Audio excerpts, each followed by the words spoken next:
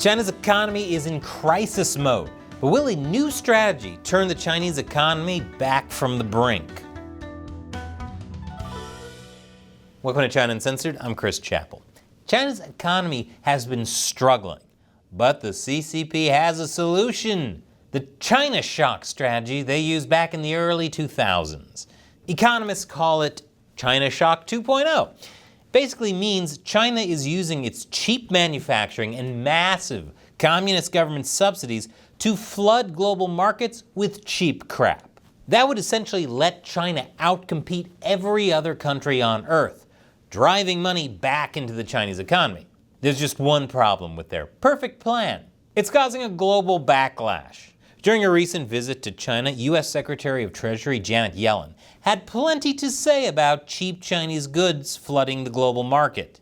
I'd say we need Noah to build another ark to survive this flood, but there's a good chance the parts for the ark would be made in China as well.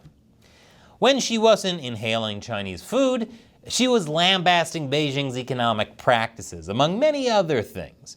But it's not just her. Yellen's visit was followed by one from German Chancellor Olaf Scholz, and he made it clear that Europe wasn't pleased with Beijing's regional aggression, backing of the Kremlin's war on Ukraine, or its massive sale of cars and green energy technology to the European markets. And, lest you think this is just oppressive Western powers trying to keep China down, no. The CCP is actively hurting developing countries with its dishonest dumping. Brazil is launching probes after Chinese imports soared. A surge of cheap imports of tires, metal sheets, and chemicals to Brazil is hurting local manufacturers. Brazil's industry ministry complained of the damage to the domestic industry. India is also suffering.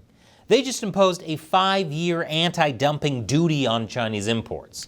This time, the duties targeted Chinese wheel loaders, gypsum tiles, and industrial laser machinery in order to protect local producers.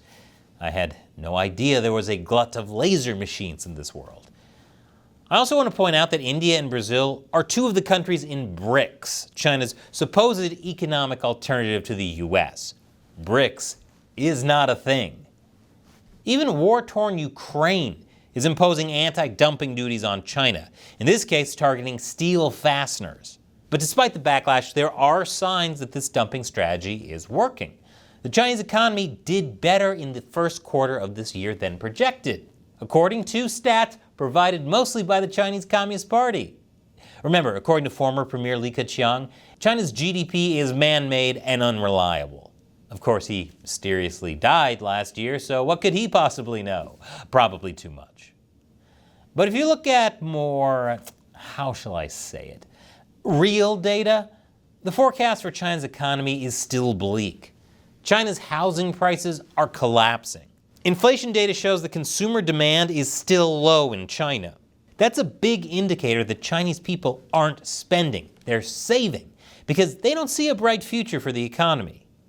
But wait, why should they be concerned? Doesn't a communist system ensure that everyone is taken care of? Well, Xi is saying he wants to guard against falling into the trap of supporting lazy people through welfarism. Just please send that to every leftist on US college campuses. China's economy is just too massive to get moving that easily. As Janet Yellen put it, China is too large to export its way to rapid growth. And if policies are oriented only at generating supply and not also at generating demand, global spillovers will result. But you know what part of China's economy does seem to be doing fine? Military spending, despite the failing economy. Maybe we will need that ark after all. Let's just hope it wasn't made in China. China Uncensored wouldn't exist without support from viewers like you. On the crowdfunding website, patreon.com/China Uncensored. As a thank you to everyone who gives, I'll answer one of their questions at the end of these episodes.